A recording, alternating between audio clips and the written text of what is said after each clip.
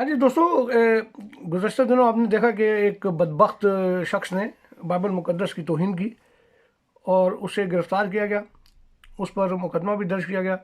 उसके बाद फिर हमने देखा कि कुछ हमारे मसीह जो लीडर्स हैं उन्होंने मुतालबा किया कि जनाब उस पर भी वही मुकदमा दर्ज होना चाहिए जो तौहीन रसालत के हवाले से, यानी आर्टिकल 295 की जो दफ़ात उनमें। चले वो 295C तो नहीं, लेकिन ए का इंदराज किया गया। और जो पता चला कि वो जो शख्स था वो पहले मसीही था, बाद में वो मुसलमान हुआ और उसने ये तौहीन की।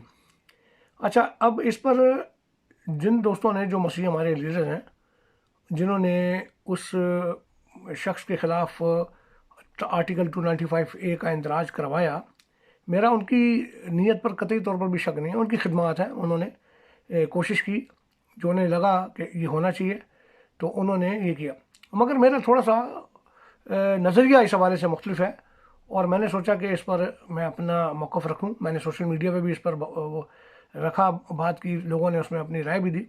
फिर मैंने कहा चलें इसके ऊपर बात करते हैं, क्योंकि जिस कानून के हम ख़िलाफ़ हैं, ज़रा गौर करें कि जिस कानून के हम ख़िलाफ़ हैं, जिस कानून को हम कहते हैं कि ये गलत है, ये कानून होना ही नहीं चाहिए पाकिस्तान में, ये कानून पाकिस्तान की जड़ों को कमज़ोर कर रहा है, ये पाकिस्तान को बदनाम कर रहा है ये कानून, और इसका गलत इस्तेमाल जो है वो हो रहा है। तो गलत इस्तेमाल कैसे हो रहा है, क्यों हो रहा है? उसकी वजह ये है कि मेजॉरिटी जो है वो मुसलमानों की है पाकिस्तान में।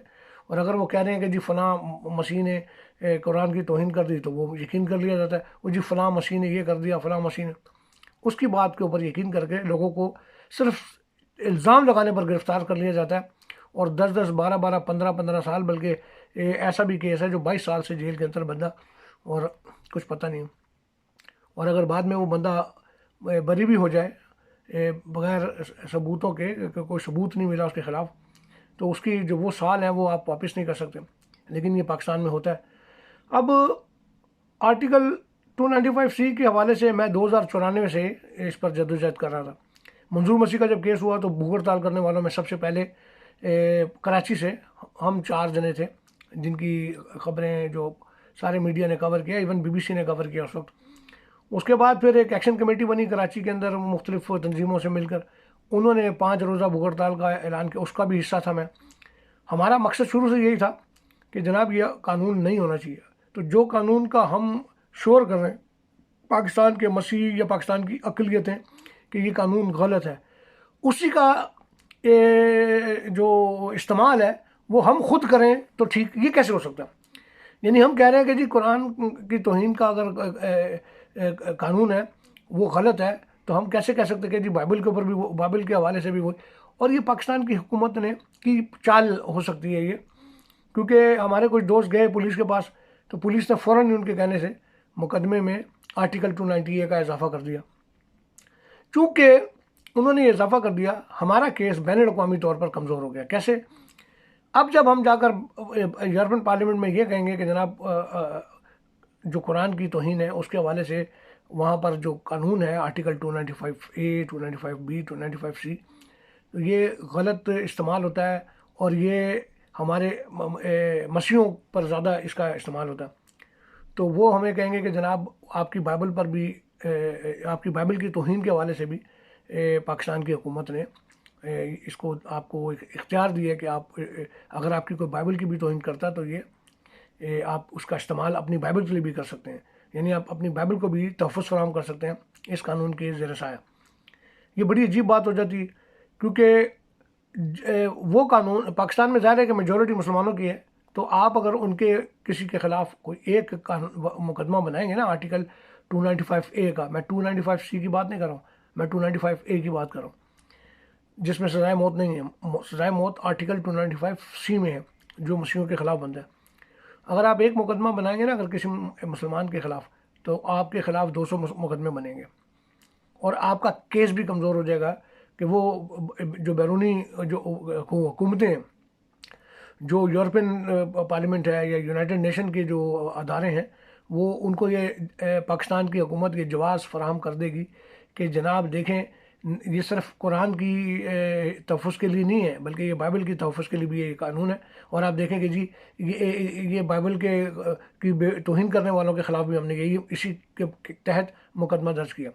तो ये ख्याल रखें आप, हमारी बाइबल मुक़द्दस को कोई इंसान पूरी कायनात के अंदर उसकी तौहीन नहीं कर सकता, क्योंकि उसकी तौहीन का उसकी जो हिफाजत है वो यहोवा पाक खुदा के रब्बुल फ़ाज के हाथ में है।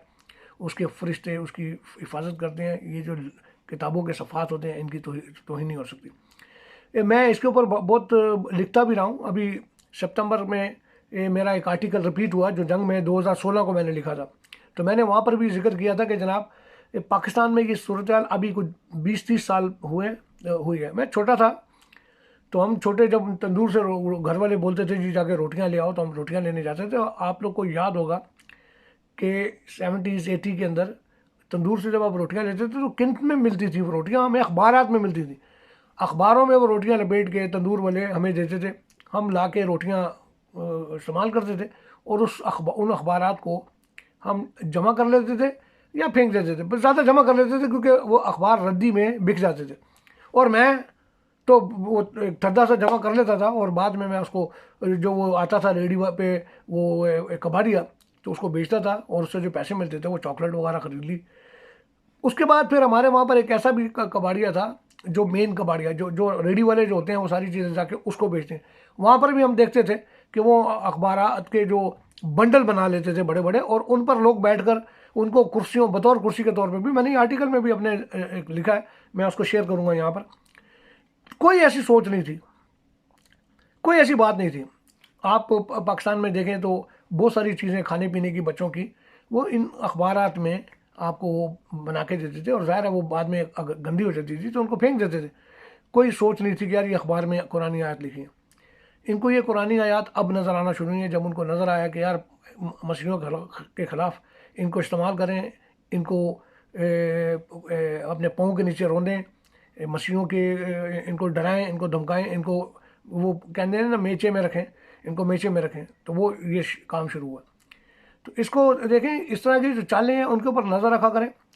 या आपको बाइबल मुक़द्दस की जो तौहीन है उसके ऊपर वो जो उसने की है उस पर आर्टिकल जो तौहीन रसालत वाले जो कवानीन है उनका इतलाक़ जो है वो हमारे केस को कमज़ोर करेगा।